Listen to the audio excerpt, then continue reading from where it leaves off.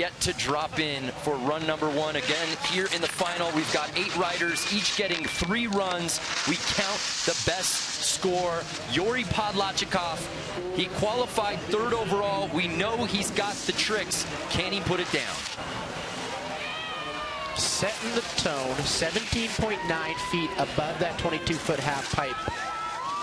Iouri Podladtchikov has tricks like that. Double backside 1260. We didn't see that in prelims. Ladies and gentlemen, what you have to remember, he was having surgery on his ankle on November 27th. That's right. Less than 2 months removed from surgery is Iouri Podladtchikov.